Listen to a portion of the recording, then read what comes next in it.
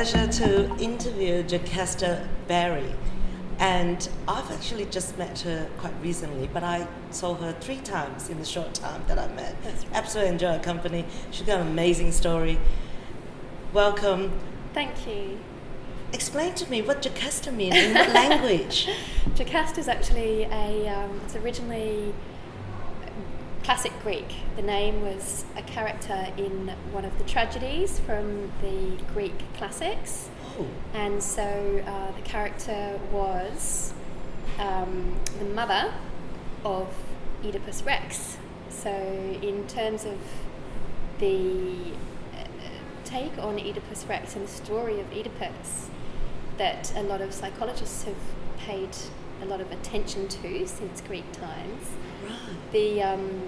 The name has a little bit of a twisted story behind it, but in fact Jacasta was a really strong character who was the queen of Thebes, and she fought off invading civilizations and Right. sustained her culture. Are you living your authentic life to the name? I am fending off invading civilizations. Fantastic. Well, I was so intrigued with it's your perfect, well, I don't speak French, but it sounds to me a perfect French speaking. So Thank you.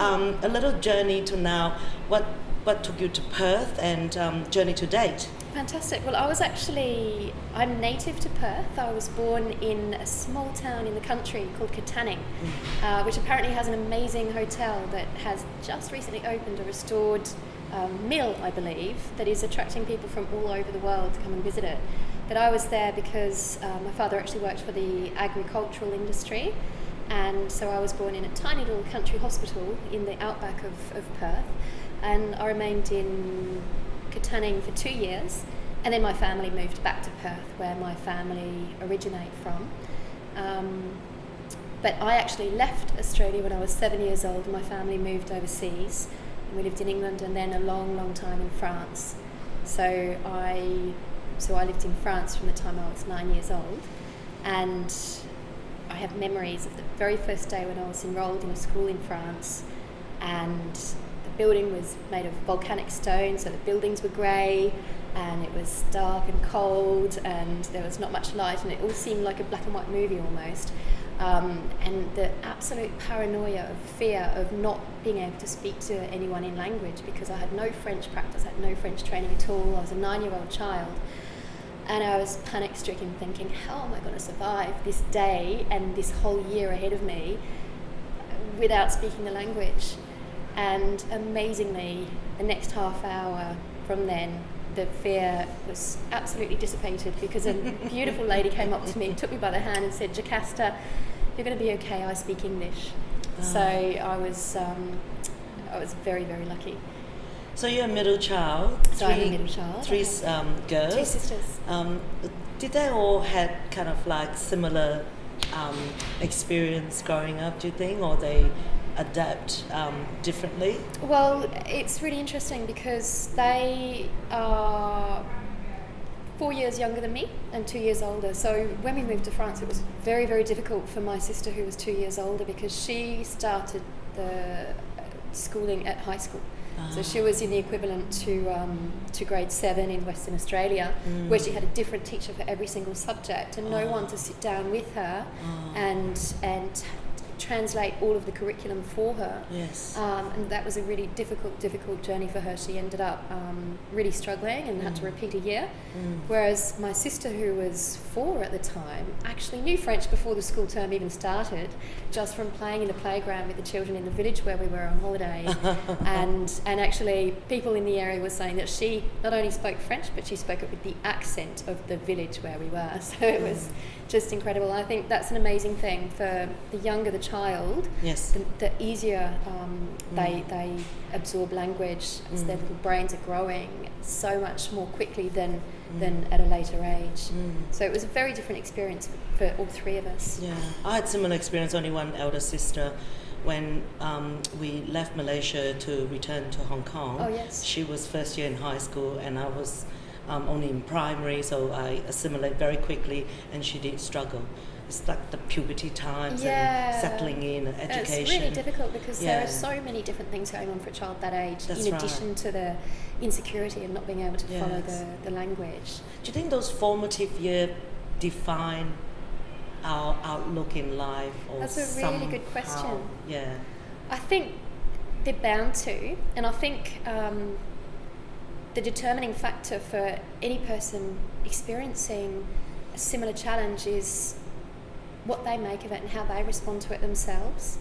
So, for example, my sister is tough and she was very resilient, and she didn't let it knock her down. She, carried on trying and fighting on and really thrived, building up a very, very solid group of amazing friends there. So I think even though she lost 2 years of education ultimately because of it, repeating 2 years, her way of doing that was really to consolidate her social friend building ability, and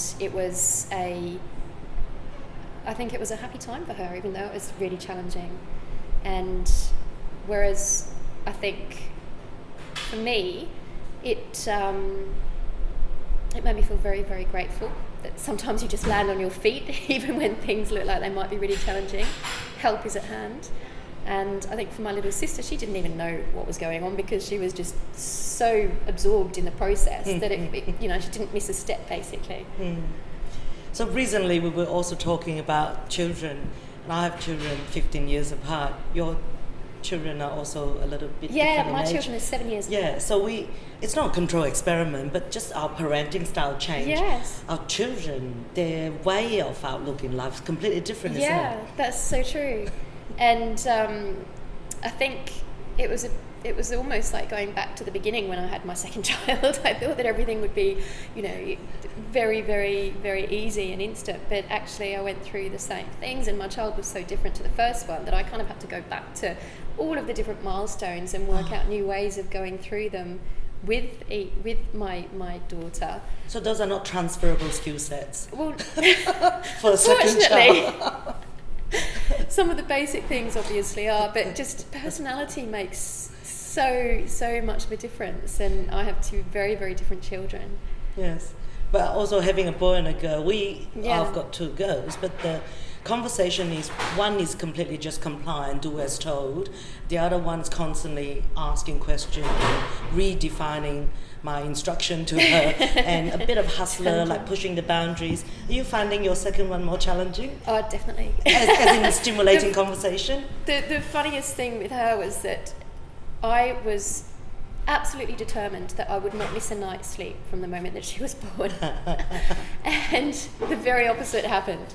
So I was reading the sleep programs, I was studying different routines and did everything. We want to program them. Yeah, but she just had a mind of her own, and what she needed was cuddles and mummy and contact. And so that's one of the biggest differences I've found, that she just had such a need for human contact. Yes. And it might be something to do with the fact that she's a Taurus and needs grounding, and she's in Chinese zodiac, she's also a really grounding sign, and that definitely shows in her personality. Yes. And even now that she's 4, she's very, very attached, whereas my son was very independent. I remember leaving him at home with Daddy when he was 6 months old, and flew to Sydney away from where I lived to go to a concert. And I called home to see how he was doing, and he was fine. He didn't even need to know that I was on the phone to him. So, yeah, that's one of the big differences that I see between my two. You have several careers, all very glamorous. One you share with me is interviewing Jamie Oliver. Oh, yes. When he wasn't famous. Yeah, in a past life I worked for a publication that gathered creative stories on the advertising industry in Europe and around the world. And I used to meet with photographers who were working on campaigns, and so I met with the photographer at his studio when Jamie Oliver was actually having his first shoot, and it would have been the first book that was being photographed that was launched, The Naked Chef. As a naked chef. Not quite naked. No, he had clothes on, which was good. But I was quite taken aback that this young, very fresh-looking guy I was introduced to him as the next sensation in television personality chef. You couldn't see it then, and I just didn't see it. But things have certainly worked in his favour, and he's done amazing work. So that was fun. And you live in Costa Rica. Yes. So after about 15 years of working, and especially after 15 years of living in the city of London, I started developing a call for nature. And with my work, with the work that I just talked about, I actually had an amazing opportunity, which was to travel around the world and visit Malaysia and Hong Kong and Singapore. And as part of that trip, I'd always come to Australia. And I was coming out to Australia usually it was around April, and I'd spend time in Perth, and then I'd go over to Melbourne, and then I'd go to Sydney. And when I arrived in Sydney, it would always be night, but I'd wake up and walk along Oxford Street in Paddington, and it was the perfect time of year in Sydney where you walk out onto the street and the sky's blue and the sun's shining, but there's a crispness to the air and it's just so fresh. And that made me think, this is the life. I just love the feeling of the sun on my skin and fresh air. And ultimately, about a year after that experience and developing a love for the ocean and for surfing, I made the decision to leave London and take a gap year, take a year of adventure and just see what might happen. So were you single then?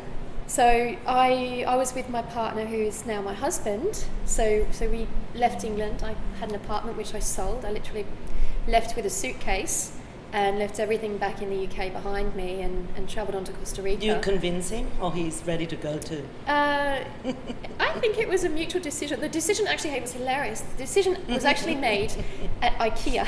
I'd recently bought an apartment and I was buying furniture for my apartment, and things were problematic, and I was having to return furniture to IKEA and waiting flat in the pack. return customer area, the flat pack nightmare.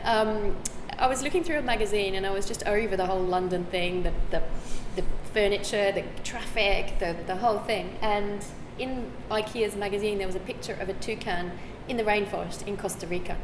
And looking at that, I thought, that is where I'm going. And that was the thing that triggered the decision to go to Costa Rica, the photo of a toucan. And have you been there before So this I hadn't decision? been there. No, I hadn't been there before. But it just, a flood of attractive reasons to go there just came to me. And I knew that it was an amazing natural destination with beautiful beaches for surfing and amazing, very low-key lifestyle. So we packed up our life in England, and within a year of me seeing that photo, we were moving to Costa Rica. And how was life there? How long did you live there? It was absolutely beautiful. The plan was actually that we might spend the rest of our lives there. It was an idea that we had, but unfortunately, just as I made the decision to leave England and move there, something happened with the Australian diplomatic relations with Costa Rica. So I'm not quite sure what happened, whether it was something to do with America's relationship with Costa Rica and Australia was hand in hand in that. But my husband, who was British, was able to stay there with a full year's residency visa, whereas as an Australian national, I would have to go out of the country every 3 months and then get a new visa to come back in. So it affected the longevity of our ability to stay there. So we ended up spending 3 months in Costa Rica, and it was just amazing. It was really low-key, beautiful, pristine environment, and amazing, friendly, and really simple but genuine and gorgeous people. And then returned back to Australia. Yeah, so then we ended up travelling on to Australia. In the sunny state. And that was supposed to be a temporary thing. We were going to check out Sydney as an option for living and then move on and live in Indonesia for the rest of the year. But we ended up just finding our feet in Sydney and never moved on. So where were you at yoga teaching? So that was actually in Sydney. So before I left England, I had developed a love for yoga. And when I was in Costa Rica, it was a great opportunity for me to really, really develop my self-practice. We had a house that we had rented that was up above a rainforest at the top of a mountain overlooking the ocean, And sunset was just an amazing time to stand out on the veranda, put my yoga mat down and practice for 1 or 2 hours or however long I wanted to. We were all there with you actually listening to you. It was just magical. And as the sun goes down, the sound of all of the insects and the birds and all the life of the forest suddenly comes on, and it's like this amazing, overpowering sound of nature, which was really cool. And so when I moved to Australia, I actually decided that I loved yoga enough to actually want to share it with people. So I enrolled in a teacher training program, and actually, it must have just been a really natural ability for me, because very quickly I was being offered classes to teach after graduating as a teacher. And so for the next 3 years, I was teaching private yoga classes as well as group classes in different yoga studios around Sydney. And then eventually I actually found an amazing space above a whole shoot shop in Bondi, and hired the space and opened my own yoga studio, which was just fantastic. It was a great experience. Yeah, you were saying to me about pregnant lady can do yoga. So in my practice, I developed an affinity with the pregnant body and the needs that pregnant women have to find their breath and find comfort and space in their bodies as their bodies are changing and growing through pregnancy. And so I focus my studies and my insights on looking at providing yoga solutions to the discomforts that women experience, and also mentally providing comfort to women around the idea of birth, in terms of giving them skills to empower them during labour and during birth with relaxation exercises and foci for their mind, and breathing exercises.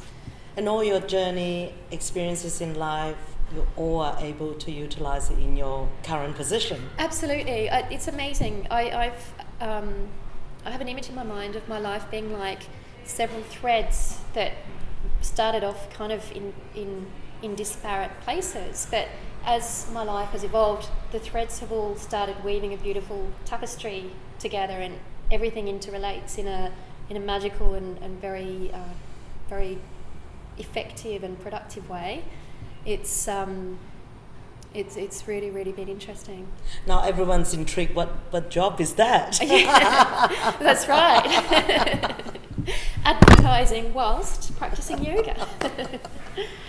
So Australian multilingual. So I now services. run a translation and interlingual marketing consult company, which is called Australian Multilingual Services, and particularly all the travel that I have experienced in my life, and also very much the work that I have had in the advertising and publishing industry, have really fed into and informed me in the service that now I provide to help people when they're actually marketing their products or services into different cultural environments and across languages. And you have Indigenous translator too. We do, yeah. So that's been a very interesting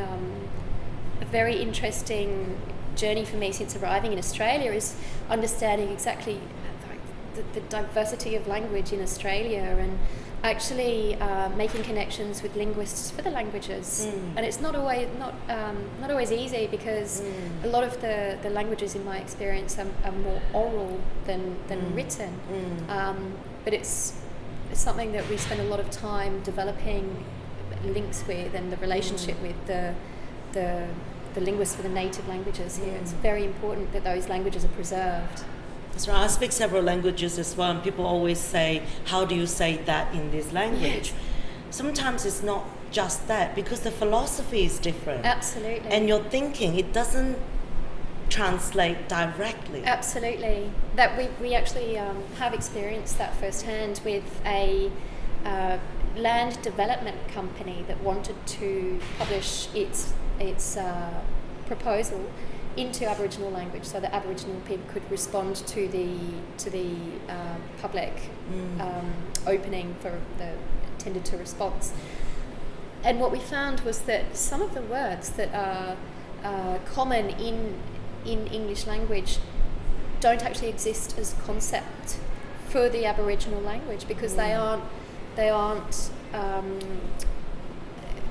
really part of the Aboriginal way of life. So that is something that's very interesting, and the way we worked with that is that we had some English words among the Aboriginal words, and that was the agreement that was reached, that was how we would best cover all of the different concepts. So where there are Indigenous concepts, use the language, but supplement it with the English words. So that's an interesting thing, and that's a conversation that we're having with our linguists, whether new words are forming as these, modern concepts are coming into life, and whether new words are actually being formed in language for those concepts. So you're in Perth as part of the sponsor for Export Council? That's right. Yes. So our company has been very, very proud to be able to sponsor the West Australia Government Industry and Export Awards program this year. And I've been in Perth for the week, and since I've been here I've made some absolutely amazing connections, and it's been a really very productive week since I've been here. So I'm really pleased that our company has partnered with the program this year. Well, fantastic, and we'll look forward to seeing you in September. Absolutely. The actual gala night is there. Absolutely, I'm really excited about that, and I hope that you'll join us on the table that we'll have there. Absolutely. Fantastic. Now you Look make a forward to lifelong it. friends in Perth. Absolutely. Thank you for coming and sharing a bit of your journey. Thank you. It's been a real pleasure. Thank you so much.